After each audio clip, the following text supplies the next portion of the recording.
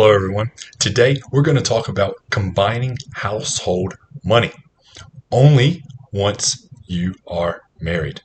Let's dive in.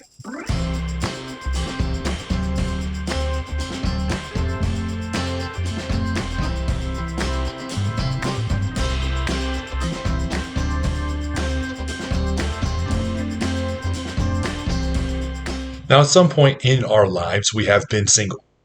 And then there's a point of our lives that we get in a relationship, but we're not yet married. And then, if you're watching this potentially now, then there's what do we do once we're married when it comes to combining our household income and our expenses? For me, I started out as single. Funny that. And as a single man, I didn't have anybody to worry about. Only me. The problem was that I didn't really have any accountability when it came to expenses. I could spend what I want, not spend what I want, and my life didn't change, right? Because it's only me that I had to deal with. And then I got into a relationship before my wife and I were married. I got into a relationship, and then what do we do about finances? And what worked for us, and we tried different things as well, but what worked for us was keeping our money separate. Once we moved in together, because we did choose to move in together before we got married, we had a combined account. We chose to do 50-50, meaning if our bills were $2,000 a month, I would put in $1,000 and Elle would put in $1,000 as well, right? 50-50 for $2,000 a month budget when it came to combined expenses.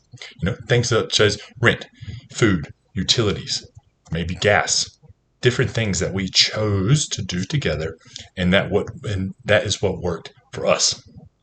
Once we got married, we chose to take the next step, meaning instead of having those two separate accounts with a combined account with the same thing, rent or mortgage, utilities, whatever that is, we combined everything.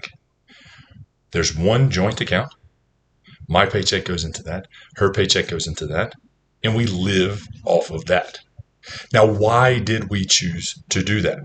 Research and studies have shown that it is better to go that route because you get to have better communication, right? You have shared goals. You have to talk about money. When it's uncomfortable, you have to talk about it. When an expense comes up, you have to talk about it. When you go over your grocery budget, you have to talk about it. And it brings you in alignment and as a team. That is the team aspect. When you get married, now you are one, right? We want you to win with money. This is why we're sharing this information. Because if you continue to act separate, but yet you're married, what are you doing? Do you talk about dreams and goals? Do you have to check in and you have that accountability when you want to spend $500 on a purse or $500 on a new phone or whatever that expense is? You have to communicate that.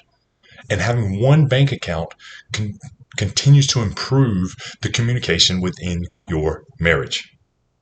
Now, I know that's not going to be popular and that's not going to be what a lot of people are going to do. And that's okay. But my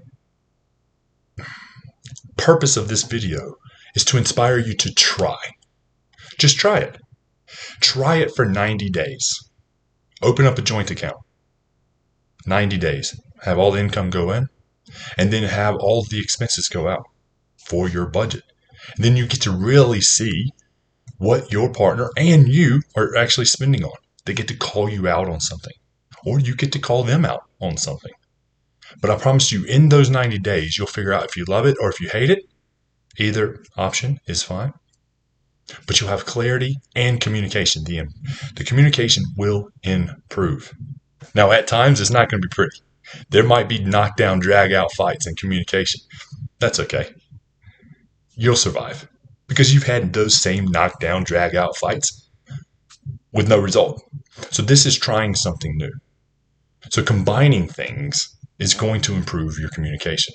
That's what we want you to do today. And the benefits of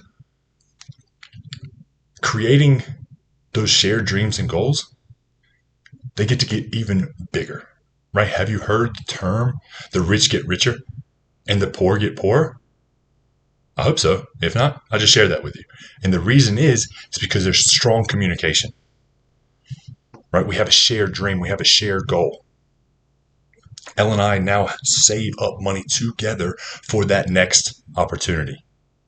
We save up money for that next adventure, experience, holiday, whatever that is. We're sharing that dream and we talk about it.